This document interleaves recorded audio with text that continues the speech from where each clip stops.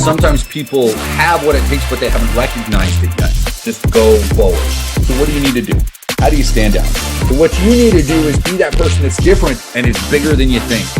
Rise from the ashes and fly like the phoenixes that you are.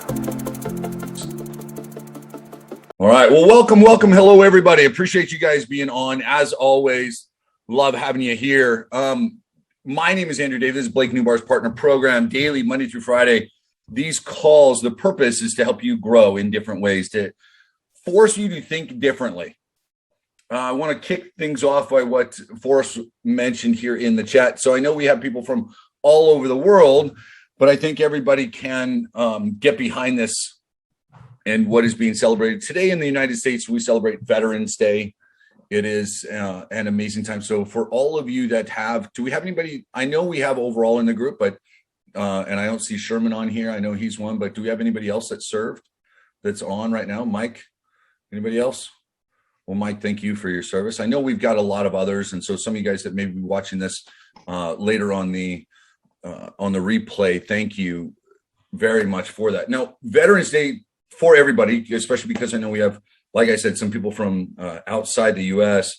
began here in the United States after World War I to celebrate those that had fought and served in that great war. And then things kept happening throughout the 20th century. And a lot of individuals served in a lot of different conflicts. And so you have things like World War II, we have Korea, you have Vietnam, you have different Gulf Wars and you know, all sorts of different things. So Veterans Day is now used to celebrate just anyone that has served in whatever capacity for the military. Now, wherever you are in any country around the world, take some time and reach out to those that have served and express some gratitude. It is Armistice Day. So same type of thing, Richard, you know, it is a day we should recognize, you know, what we have and why we have it and be grateful for that.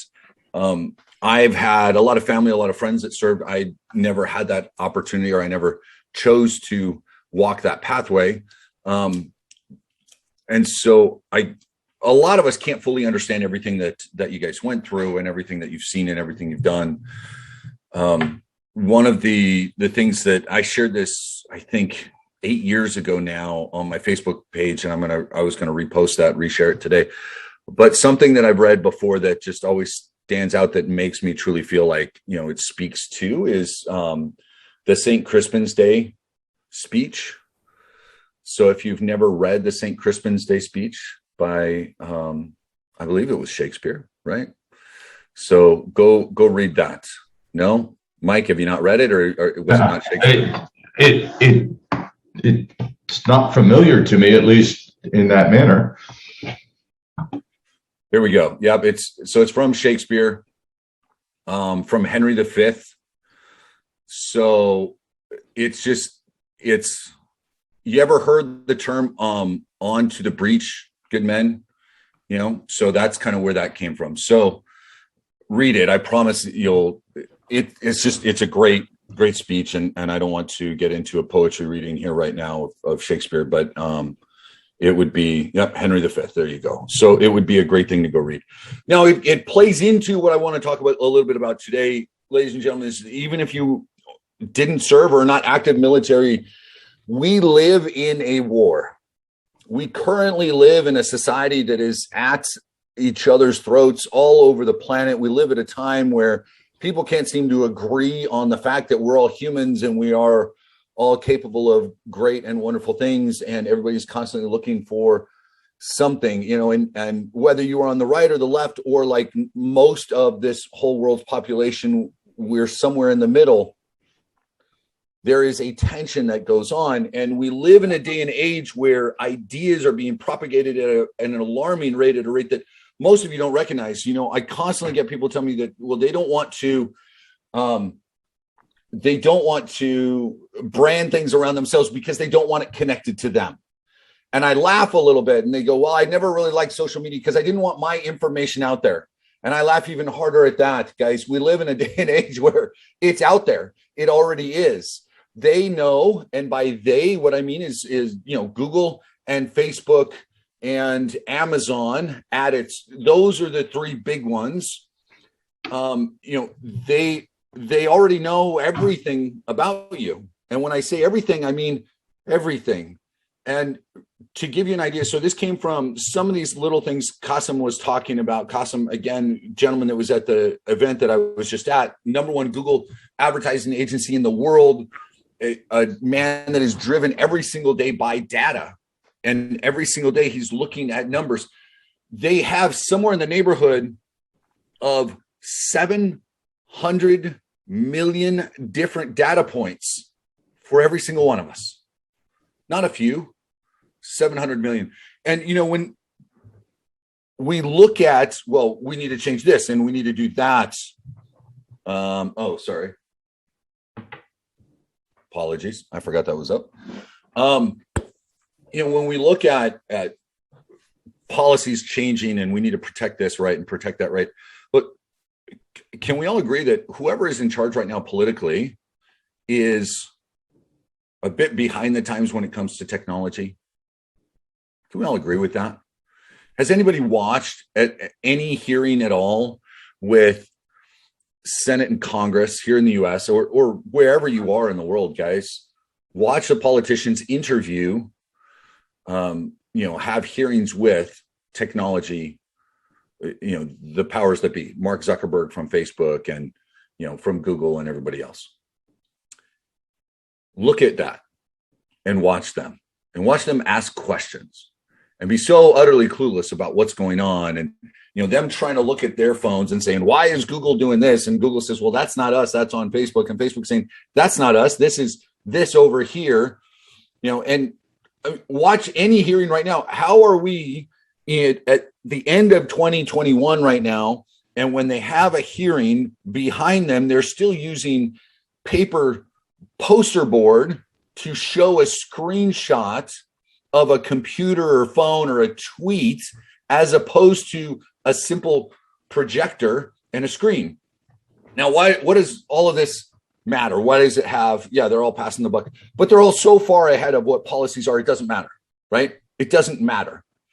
It is so ingrained. And so they have this control. And yes, in many, many ways, they direct the narrative. And in many ways, they can influence politics on a level that most of us don't comprehend. We think we do, but they really don't. They're able to pull these algorithms in a way, they're not just, and we've all experienced this, where you see an ad for something that you were thinking about or that someone else was thinking about because you were in that proximity. And it's not because they hear your voice. It's because, if my fiance is looking something up, the simple fact that our IPs are always together and we're connected on social media, it's going to show me advertisements for some of those things because that's what, she needs, right? And even though it's not me looking for it, it's her.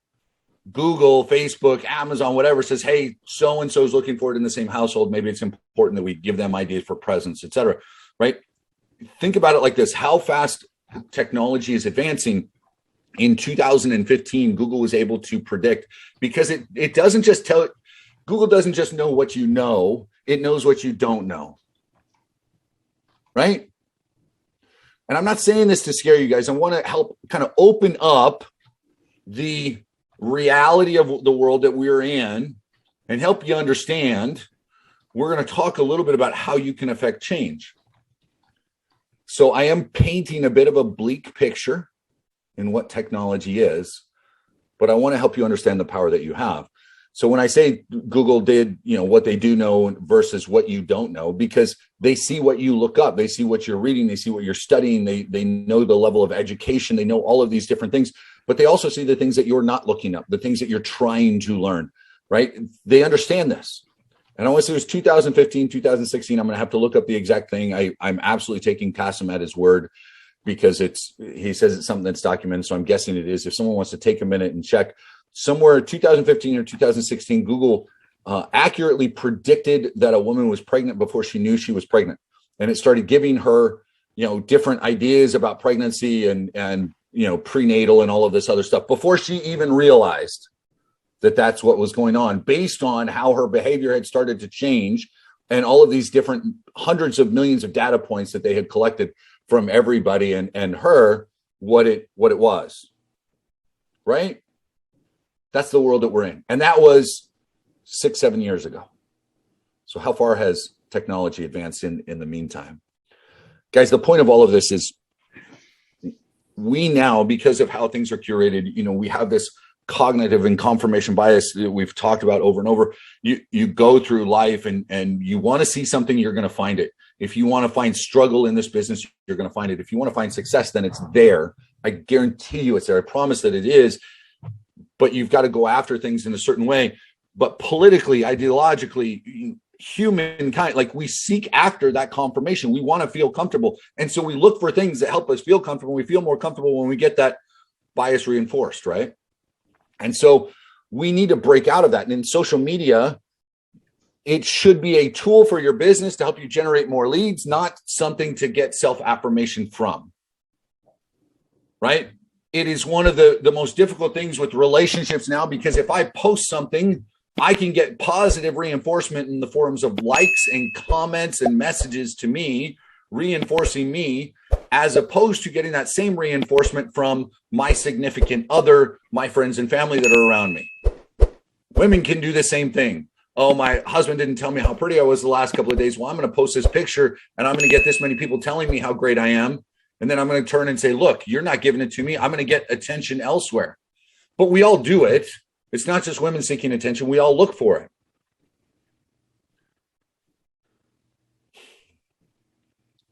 We are in a state where if we want to affect change, it starts with us. Right? And I've talked about this before. This is where the self-awareness, this is where, confidence in yourself, this is where building yourself and acting upon that and becoming the captain of your own ship, essentially becoming a sovereign of yourself. See, sovereignty is this idea that throughout human history, being a sovereign means you are either ruling over something or you're in an area where there is a sovereign and you're being ruled over, right? That's essentially what that is. The question is when was the last time you became sovereign of yourself and your ideas and your actions, and then utilize that to affect a change? Now, there is, whether you like them or not, there's all sorts of interesting ideas. I try and listen to people all over the political spectrum, on both sides, in the middle, everywhere else, right, left, libertarian, whatever. One of the guys I listen to, because I think he always brings up interesting points, is a gentleman from Canada named Dr. Jordan Peterson. Do your own research, look him up. Look up both sides of argument, because you have one side that really hates him, you have one side that really loves him, and then you have him in the middle just talking. But he's a clinical psychologist that also happens to be a college professor. He talks a lot about, but to me, one of the biggest points that he talks about is simply that personal responsibility. And if you've been on any of my calls, you guys understand that that's a big thing to me, because for years I gave up that personal responsibility. I let other people make those choices for me. And it was only when I started taking care of myself that anything that mattered started to happen in my life. Well, so one of the things that he talks about is, instead of going out and trying to create this global change on things like climate change or the geopolitical, agenda, and this is happening and that's happening, and whether it be feminism or this or that or the other, before you go and try and do anything like that, clean your room, kind of thing. Get your own house in order. And people go, well, how can I worry about these simple things when there's all of these big things to worry about? How can I worry about this when the planet is dying? How can I worry about this when this is happening and this injustice and that injustice?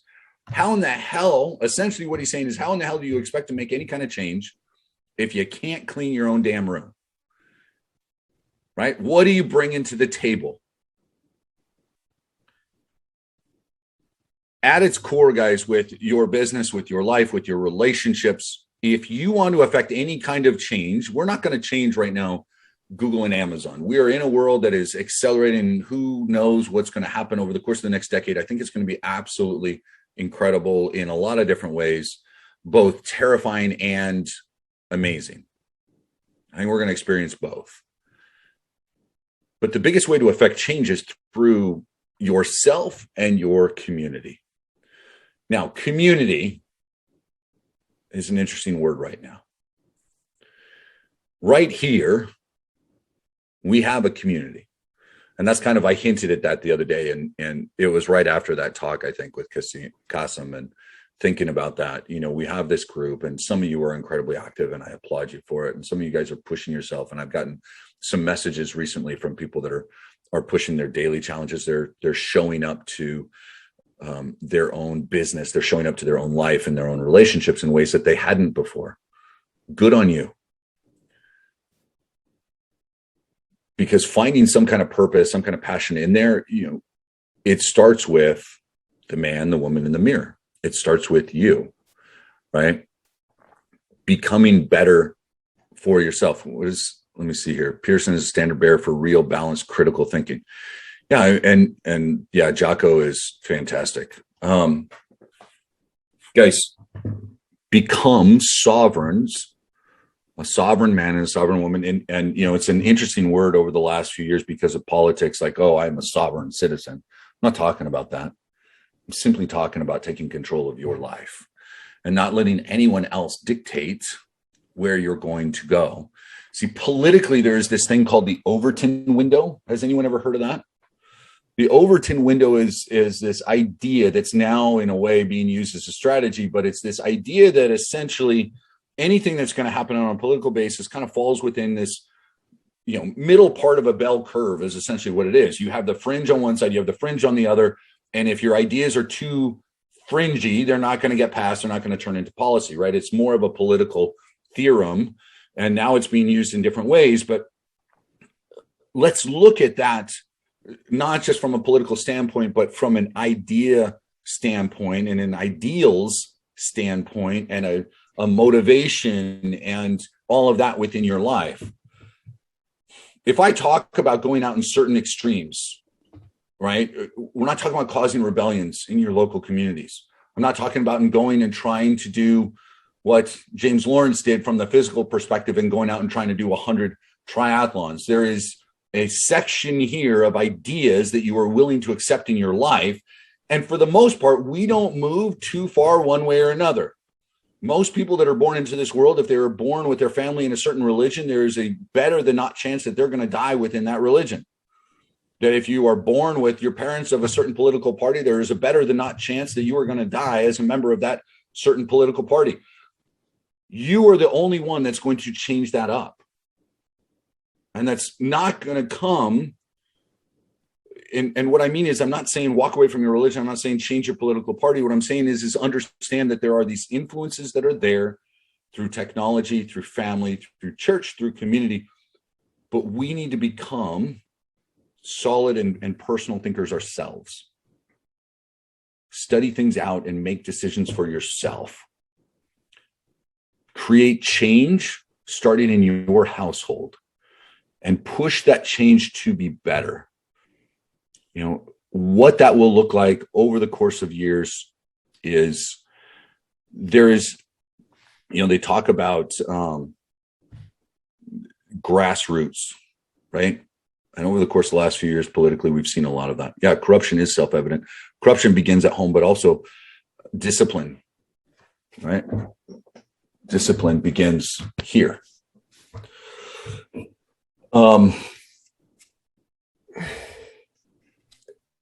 If we're going to change the world, if we're going to help fight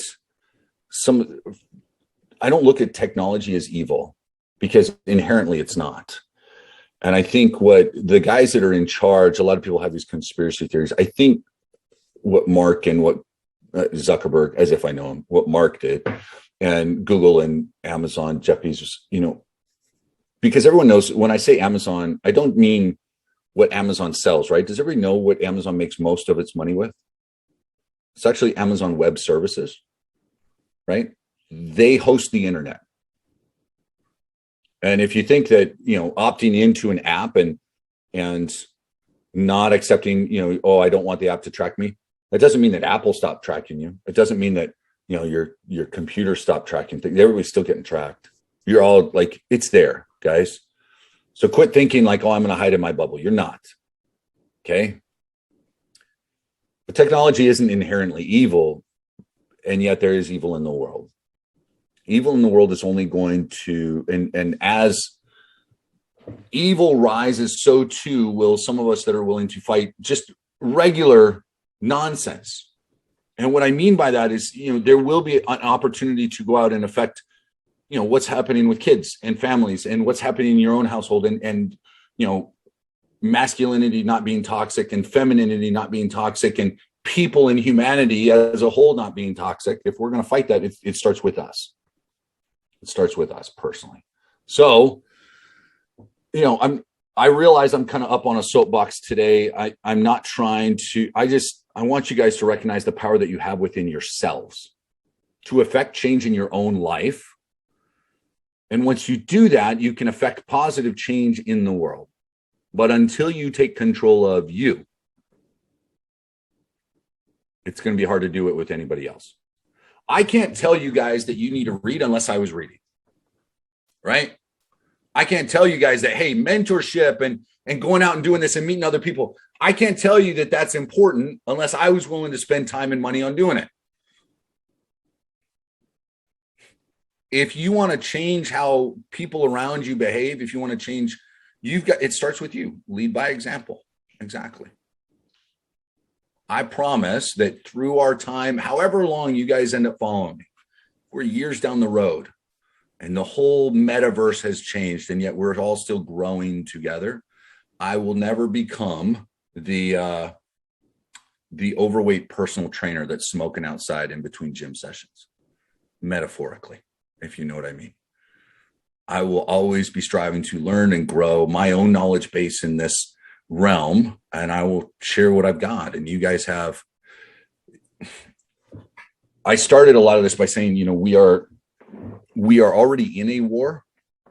It's not the same one that Mike or others may have fought in, but you're already in a war. You can no longer abdicate your responsibility. There is no more sidelines. You're already involved. So you're either going to be swept up and become a casualty of that war, or you're going to live your life and stand stalwart and allow the waves of bullshit to break against you, because you're unwilling to allow it to consume you. So that's your challenge now and forever. I love you guys. I appreciate you more than you know. Just continue to be awesome. Appreciate you guys showing up. So something simple today. Go out and read St. Crispin's Day. That, read a little Shakespeare. Never hurts to get a little bit of the bard into you from day to day. So go out and read that. Go be awesome. We are back same time, same bat channel tomorrow. I've got some messages going out to some of you. We've got some topics that will be coming up over the next few weeks that you guys should really enjoy. And I'm excited to do that. So on that note, guys, go out, be awesome. We'll talk with you soon. Sometimes people have what it takes, but they haven't recognized it yet. Just go forward. So what do you need to do? How do you stand out? So what you need to do is be that person that's different and is bigger than you think. Rise from the ashes and fly like the phoenixes that you